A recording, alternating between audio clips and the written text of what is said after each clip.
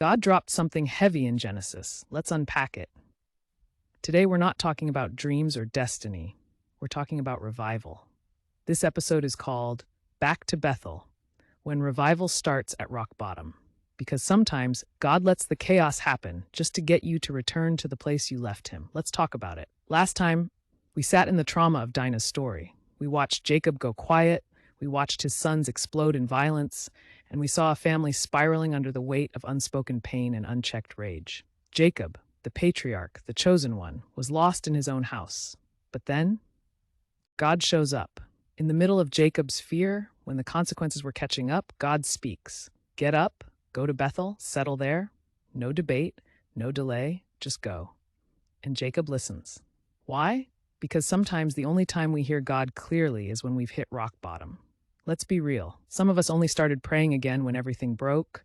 Some of us only came back to God when the pain got too loud to ignore. And that's not shame, that's grace. Because God doesn't wait until you have it together. He will meet you in the mess. And that's what happened.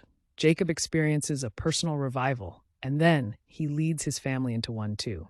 He finally steps up. He finally leads. He finally says, enough is enough. And here's how it goes down. Step 1, get rid of the foreign gods. Jacob says, we're done with idols.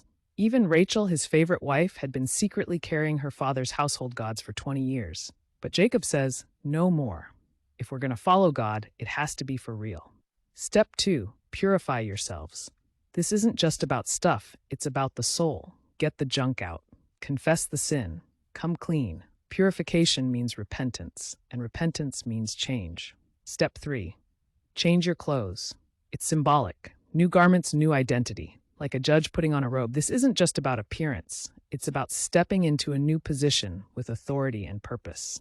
Jacob doesn't just return to Bethel. He returns to who he was always meant to be, the place where God first met him, where the promise was spoken, where God said, I'll protect you.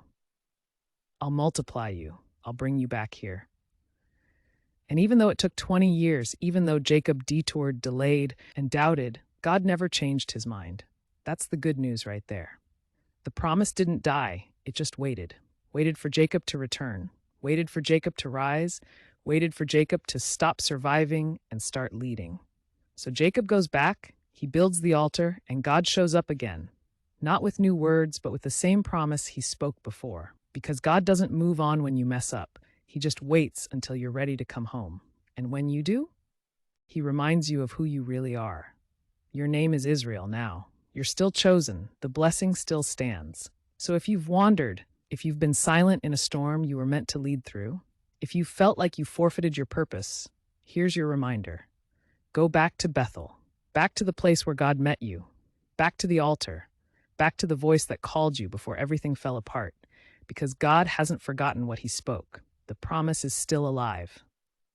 And revival? It starts when you finally get sick of the silence and listen. If this stirred something in you, drop a fire emoji in the comments. Subscribe to Wisdom Walkers so you don't miss the next step in this journey.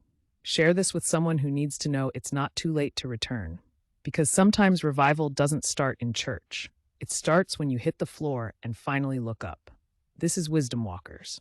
Real stories, raw faith, and truth that still walks with us.